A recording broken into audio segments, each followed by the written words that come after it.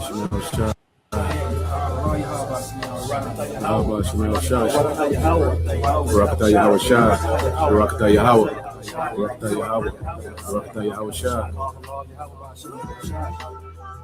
It's about time, man, because I'm ready to go home. I'm ready to get the kingdom.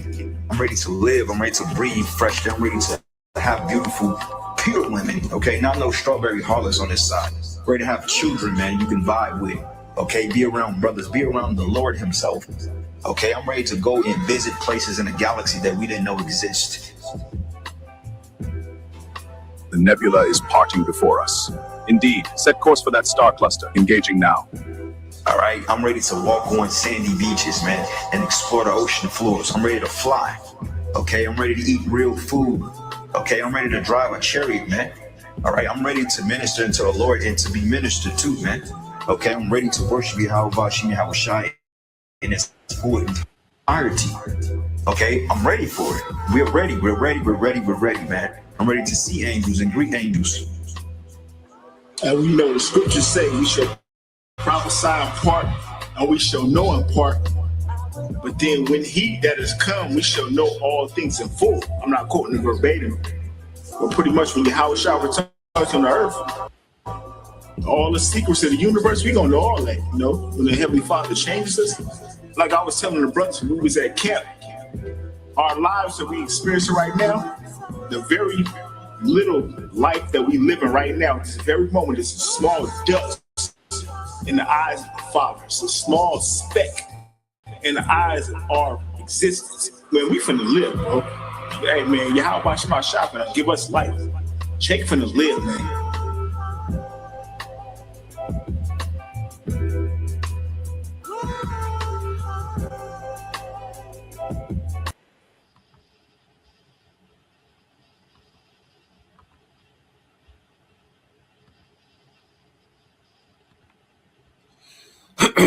All right, Shalom.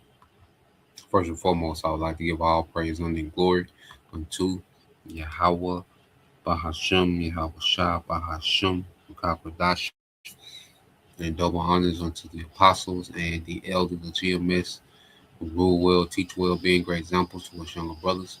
And peace and blessings and salutations to the Hopeful Lake out there pushing this word in truth and in sincerity across the four winds in the name of Yahweh Bashim Al Shah, pushing to get up out of there. Shalom to the Hopeful Lake, the believers, the listeners whom have came back to the obedience of the scriptures through faith in Yahweh Bashim Al Shah.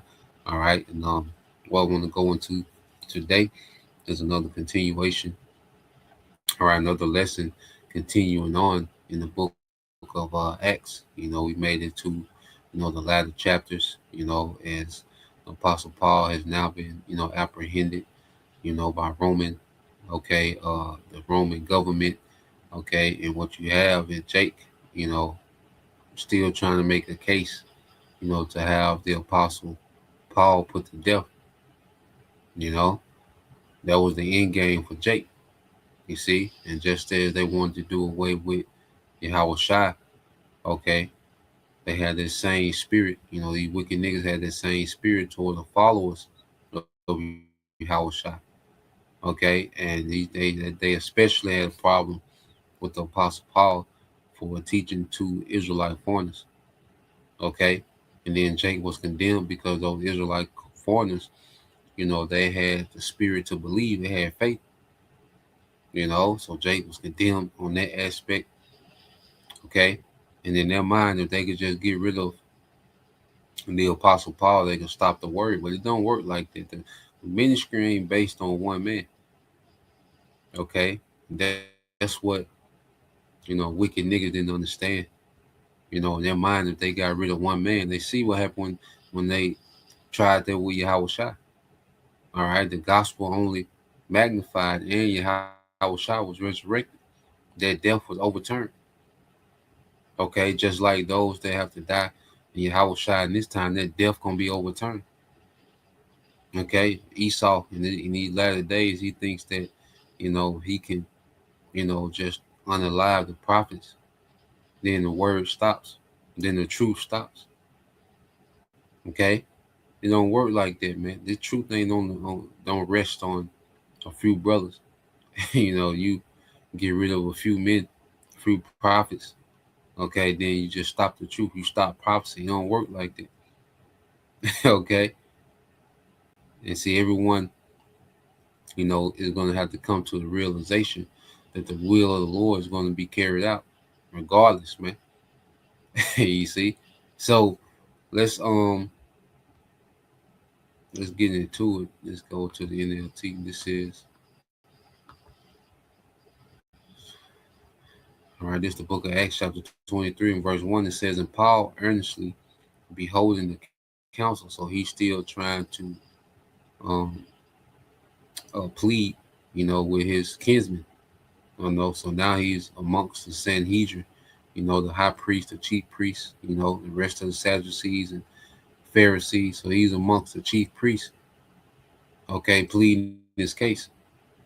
So when you read he's in Roman custody, all right, the soldiers, have him in custody, Roman soldiers, okay, but he's appealing, okay, to what they call the Sanhedrin, okay, which are the top priests, the high priests, okay, and certain top Pharisees. It says, "And Paul earnestly beholding the council said, Men and brethren, I have lived in all good conscience before the Most High until this day. And the high priest Ananias commanded them that stood by him to smite him on the mouth. Then said Paul unto him, The Most High shall smite thee, thou whited wall. For sittest thou to judge me after the law, and commandest me to be smitten contrary to the law?" So the high priest, wanted the Apostle Paul smitten, slap him in the mouth, which was a major insult, okay, when you go into the customs of the East. Okay, so Paul is like, you're being a hypocrite, because you want me struck for nothing at all, because he didn't do nothing against the law to deserve to be struck. Okay, and it says, "Those standing near Paul said to him, Do you dare insult the Most High's high priest?" "I'm sorry, brothers. I didn't realize he was the high priest," Paul replied, "for the scriptures say you must not speak evil of any of your rulers." So Paul, he humbled down, when he learned that was the high priest, okay, because certain laws, okay, you had to treat the priest with a different type of reverence. Here it is, the high priest demands a certain type of reverence, but then when it comes to Yahushua, he's just another Israelite.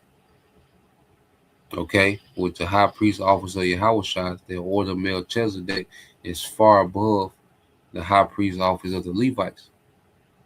Okay, so there was laws concerning, reverence, and this was when, to put it in context, which Paul still, he humbly, reverenced. Well, once he learned that was the high priest, he humbly, reverenced it. Okay, he stood down. You see, but when you go into the context, you go into the Old Testament, the high priest. Okay, they were selected by Yahweh Bashim Al-Shah, the Heavenly Father, ordained men to be high priests of their lineage of Aaron. Okay, there was a certain lineage that came from Aaron that the Lord ordained, to be those high priests. And by the time you get to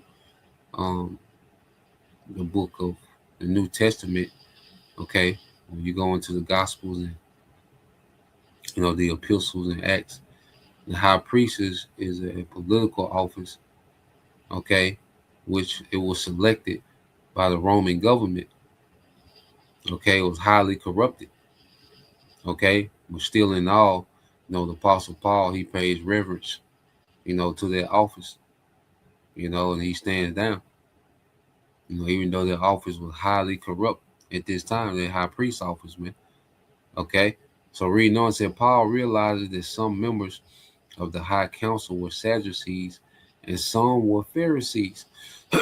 So he shouted, "Brothers, I am a Pharisee, as were my ancestors, and I am on trial because my hope in the resurrection is in the resurrection of the dead."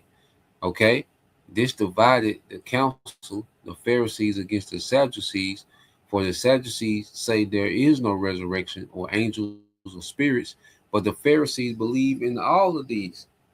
So you had the Pharisees and Sadducees. They was in agreement when it came to condemning Yahweh Shai, and there was an agreement when it came to condemning, all right, the apostles, the followers of Yahweh Shai. But they didn't agree on particular points in their own doctrine. Okay, and the Apostle Paul knew that, him being a Pharisee, so he mentioned, the resurrection, and it caused them to argue, man. It caused them to be divided amongst each other. Okay, and it was a strategy, man, because the Apostle Paul, the Spirit's on Apostle Paul, because these niggas weren't right in what they were trying to do. Okay, and them niggas was reaching, trying to find any avenue that they could use to put the Apostle Paul to death wrongfully, man. So he played on their the internal differences dealing with the resurrection. Okay, and when you go into it, let's go here real quick. There's Matthew. Because when you go into a resurrection, which when you go into an Adam online, it means thing rise. Okay? Thing rise. And then going to back.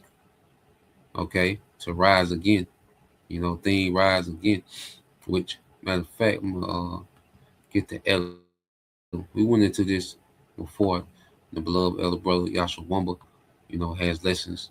Recent lessons going into this, okay? Well, just to get an understanding dealing with the Sadducees, because the Sadducees really didn't believe in too much of nothing. There was some Hellenized priests. Whenever you go into it, the Sadducees were basically Hellenized priests, okay? So let's go here. But before that, let's get resurrection real quick. So let's just pull this up, because there's different contexts, when dealing with this word resurrection. The most famous one, of course, is the resurrection of Yahweh Shai. Okay, him being crucified. Okay, put into a tomb, a sepulcher. Okay, and then rising back to life, their spirit coming back into their body. Okay, that was crucified, and him being resurrected, and eventually taken, to the Father. Okay, so you have that, form of resurrection, which that's the resurrection in which the doctrine, is based on. Yahweh Shai rising again, his death was a sacrifice of sin. Okay, and his resurrection was us rising back to glory, because as he was resurrected, brought back to life, he was eventually taken back to his glory. Okay, and that's the process we go through as we die to this old world. We begin to rise to our glory all the way until we're changed when those chariots come. Okay, and we're taking off in those chariots, man. Okay, and you have those that physically die for Yahweh Shai, and they're going to be resurrected and risen to their glory. So Yahweh Shai, what he did was practical and also a shadow, all right, of things to come for the body. What his body went through, what the body of the church went through that as well. Okay, now, let's see. It says a rising again from the dead. Okay, it says to rise again, to lift oneself up, to appear again, to be restored. Okay, so you have, their spirit being restored to their body for it to live again. You have to appear again, which is reincarnation. Okay, and also the spirit, because it says this is from all right, again, okay, or surgery, which is to rise. All right, to rise again. Okay, So you have, during death, the spirit, it rises to the Father. Okay, and see, the Sadducees, they didn't believe in any aspect of resurrection. Okay, these niggas was basically, all right, Hellenized, man, Hellenized priests. You know, when you just really go into the Sadducees and their doctrine, because they were living it up in the Roman Empire. All right. So let me look this up real quick. See what it say. Sad.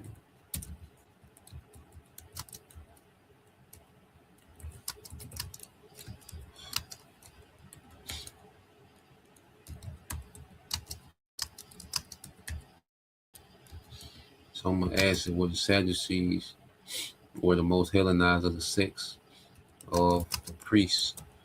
See what it give us in the chat.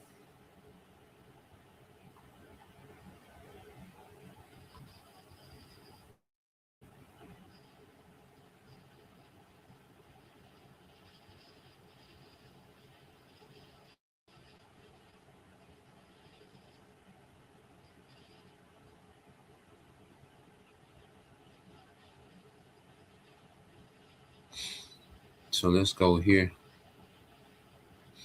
Just do a little history on the Sadducees. So I'll just ask the chat real quick, could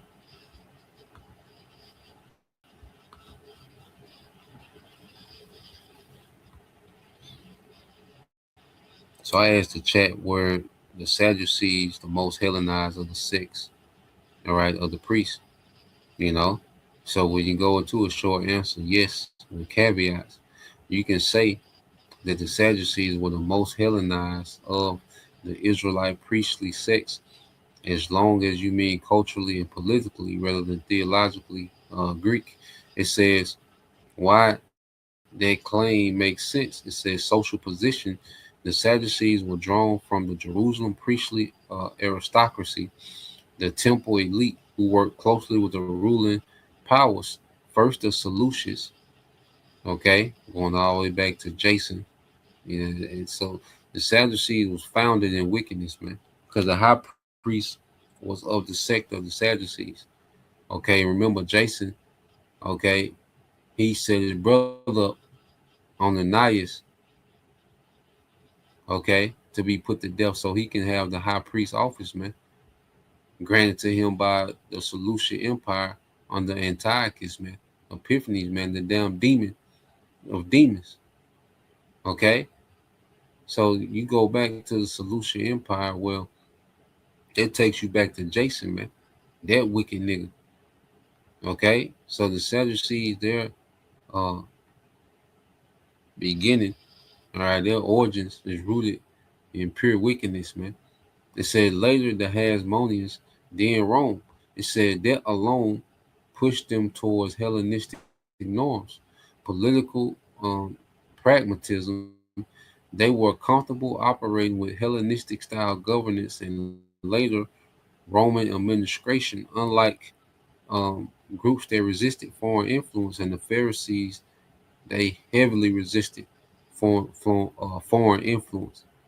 Okay, so they didn't even agree. There was a sharp disagreement between the Pharisees and Sadducees. Pharisees was over righteous. Okay, they're flawed that they will be doing too much in the law, adding to the law.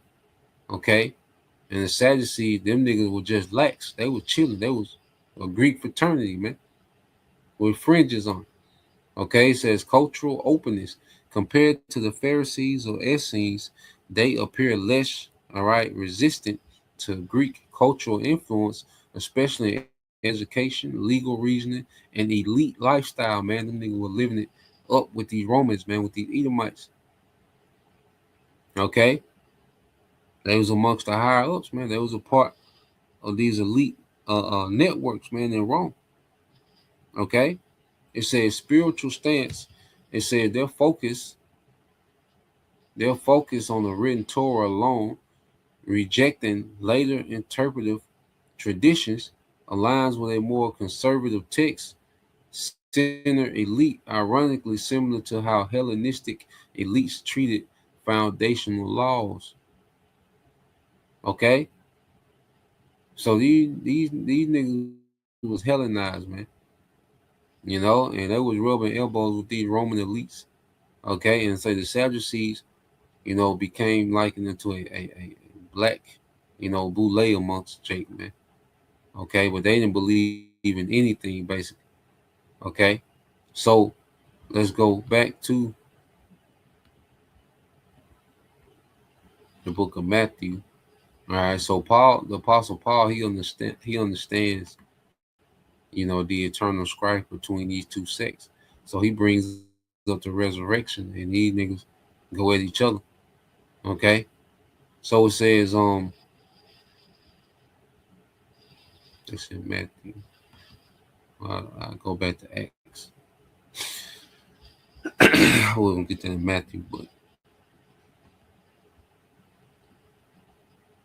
I think the point was made on that. But let's go back to the book of Acts, chapter 23. Okay.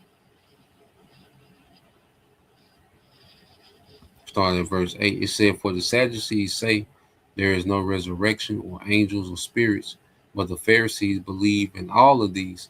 So there was a great uproar. Some of the teachers of religious law, who were Pharisees, jumped up and began to argue forcefully.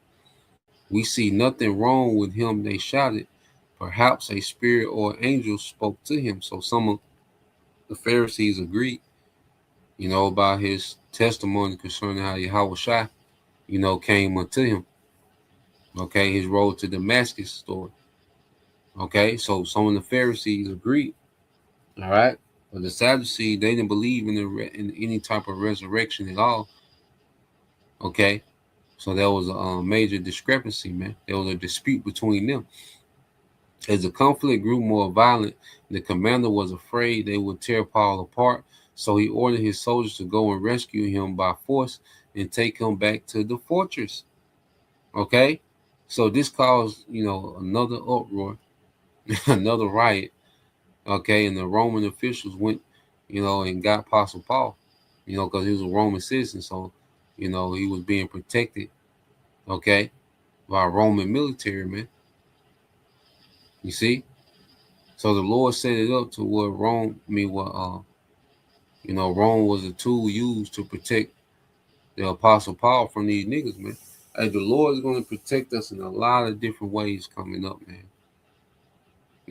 That's why we can't put the Most High in the box when it comes to how, he's going to deliver us from, these situations, man. Even the scriptures say, "For man's ways please the Lord, he make even his enemies be at peace with him," man. Okay? And this is why the Apostle Paul would always push, be at peace. If possible, be at peace with all men. Okay? We don't just go through the earth, making new enemies every day out here wilding because, we got the truth. So we just out here wild and making new enemies. We out here reckless. Nah, man, we move with wisdom. We move with humility, man.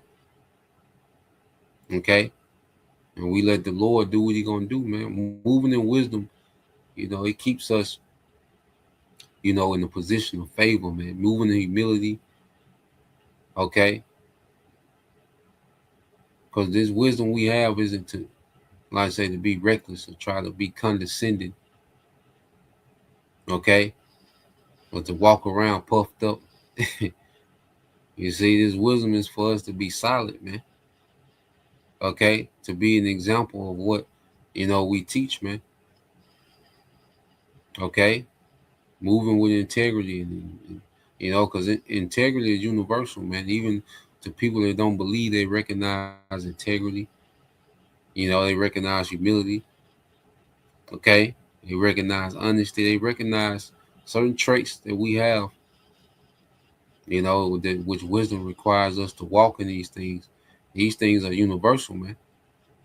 Okay? And Paul had a good name. Okay? So now you see, the Lord is activating, the Roman, military, all right, these Roman officers to be a shield unto Paul from these wicked niggas, man. Okay. It says, that night the Lord appeared to Paul and said, be encouraged, Paul, just as you have been witness to me in Jerusalem, you must preach the good news in Rome as well. Because the teachings of the Apostle Paul, made it to the palace eventually. These teachers made it to the palace of Caesar. You had certain officials, okay, within the palace of Caesar that was being converted, man. Certain Jake, showing that Jake was everywhere, man. Jake always had different high offices amongst the Roman, you know. And these were Jakes that wasn't, practicing Israelites, but they was, let me see, amongst the ranks, okay, in Rome. So you had palace guards, that was Jake. And you go back to Rome, okay. Um, yep, here we go. Just for Philippians 1 and 12. Okay, it says, now I want you to know, my dear brothers and sisters, that everything happened to me here has helped to spread the good news. For everyone here, including the whole palace guard, knows that I'm in chains because of Hamashiach. Okay?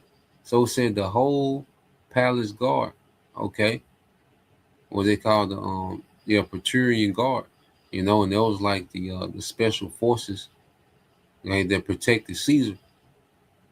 Okay, they will protect whoever was the Caesar, the emperor. Okay, the Praetorian Guard. You can read up on them. So the word had made it all the way up into the Praetorian Guard. Okay, it says, and because of my imprisonment, most of the believers here have gained confidence and boldly spoke. All right, and boldly speak the Most High's message without fear. Okay, so this was later on after the book of Acts when Paul finally makes it to, all right, to Rome. Okay, and he's been held, in Caesar's palace. Okay, and I believe at the time, the Rome during the letter of Philippians, let's look it up real quick. I mean, the Caesar, either Claudius or Nero.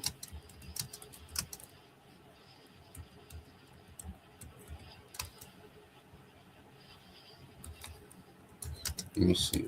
Paul wrote a book of Philippians.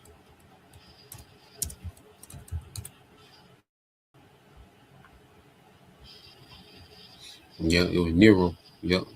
Just a quick look up. So they say, yeah, Nero Claudius Caesar was a Roman emperor when Paul wrote the book of Philippians around 60 to 62 AD while in prison in Rome. Paul was under house arrest during this period, and his reference to those of Caesar households refers to servants or officials within Nero's court. Okay, so the word had gotten all the way up into servants and officials in Nero's court. Okay, you said Cyril, it says Caesar's household. It said the letter notes that believers in the household of Caesar sent greetings indicating the spread of Christianity to Nero's own palace, man. The Lord was working a mighty work through the apostle, man.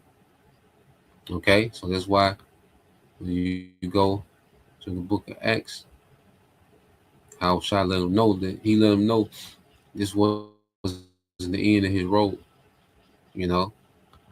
So I told him be of good courage, tell him, look, these niggas can't do, these niggas ain't gonna get to you. You got other things I need you to do. Okay. So these niggas can't do nothing with you. All right. And it says, I'll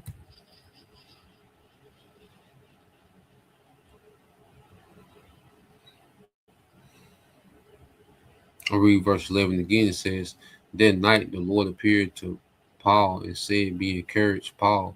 Just as you have been a witness to me here in Jerusalem, you must preach the good news in Rome as well." Okay, and we just went into that. That was fulfilled. Okay, and it says the next morning a group of Jews got together and bound themselves with an oath not to eat or drink until they had killed Paul. And that was so wicked for them niggas to do that. And Paul did nothing worthy of death. Okay, according to the law. So they went before the Most High and made a vow. Because when you make a vow, you're making the Most High a witness. Okay, and what you saying you're gonna do. That's why Elder Apostle, Elder Yashawamba, he went into that about just making these random vows, man. You don't want to just play with vows. You and your emotions, and you make a vow. You have a bad hangover. Okay, and then you make a vow, I'm not gonna drink ever again into the kingdom. You don't want to do that. Okay, because you're in the moment. Okay, now whatever vow you make is between you and the Most High. Okay, but you don't want to just make it a habit till you tie yourself to all these different vows. Okay, you argue with your woman, or you fall out with a woman, and now you make a vow not to deal with women. They might not be your lot. It could be. Okay, but just be mindful. That's the gist of it. Because your vow is your vow between you and the Most High. Okay, but just know that vow is serious, and you don't want to put yourself in the box making a vow because you feel some type of emotion in the moment.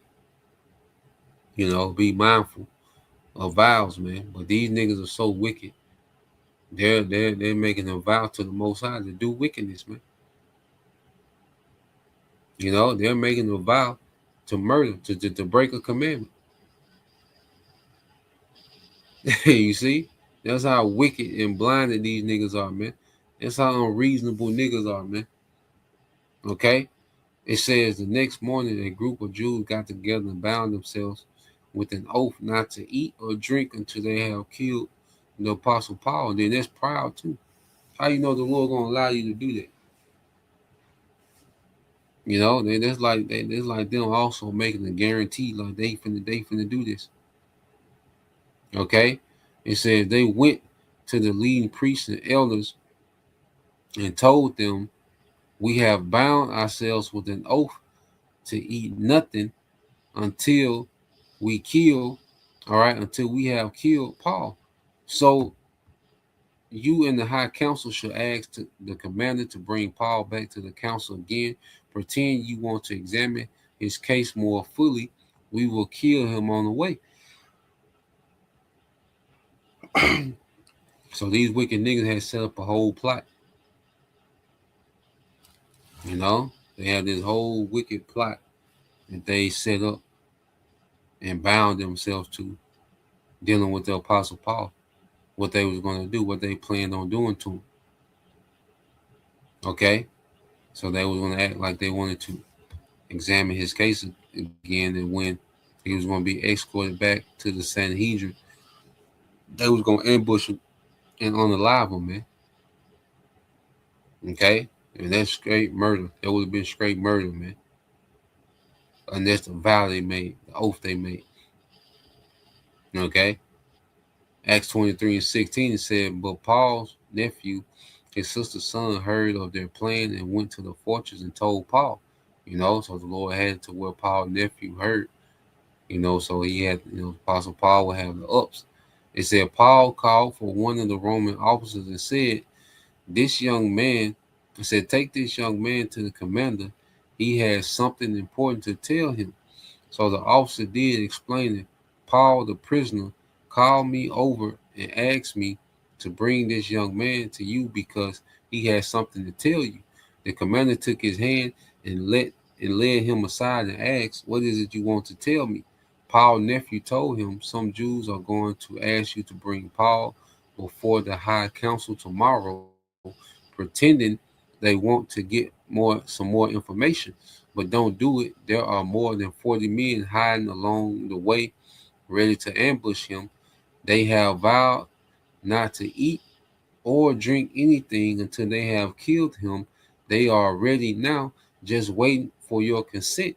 Okay, so Paul's nephew tells, the commander, okay, the man that's in charge of, these Roman soldiers, okay, about the plot of these wicked niggas, man.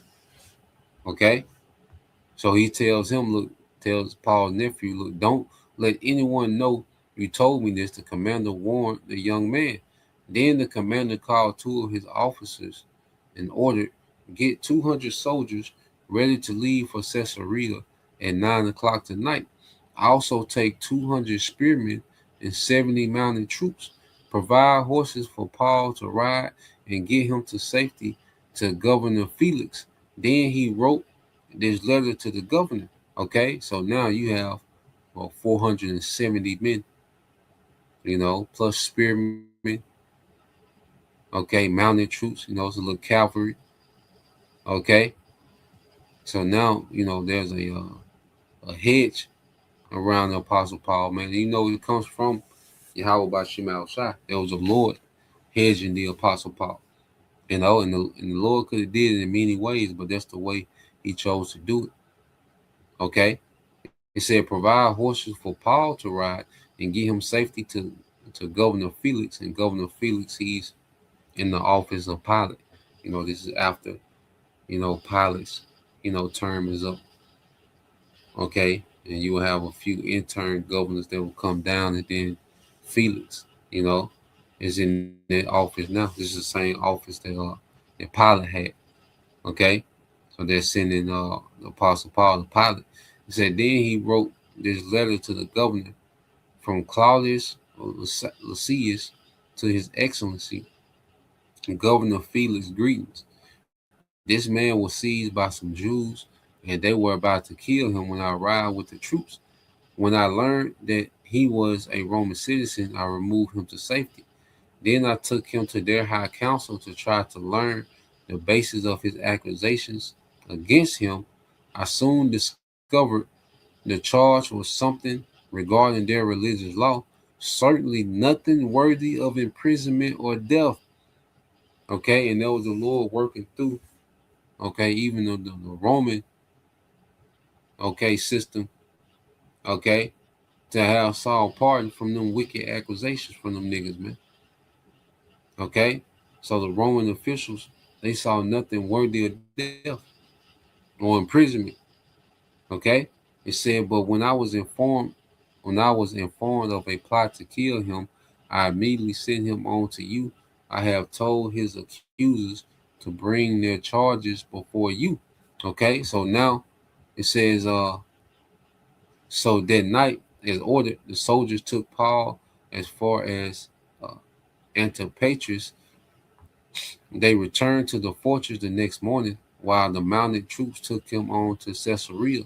When they arrived in Caesarea, they presented Paul and the letter to the governor Felix. He read it and then asked Paul what province was he from, and he said Cilicia. Paul answered, I will hear your case myself when your accusers arrive. The governor told him. Then the governor ordered him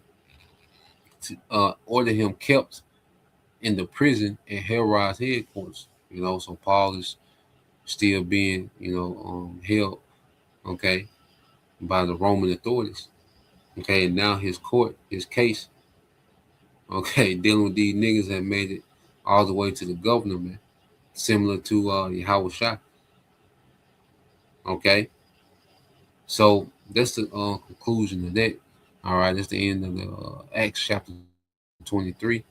So just wanted to get into that. So Lord will, you brothers, all right, and you sisters edified. Till next time, I'll say shalom.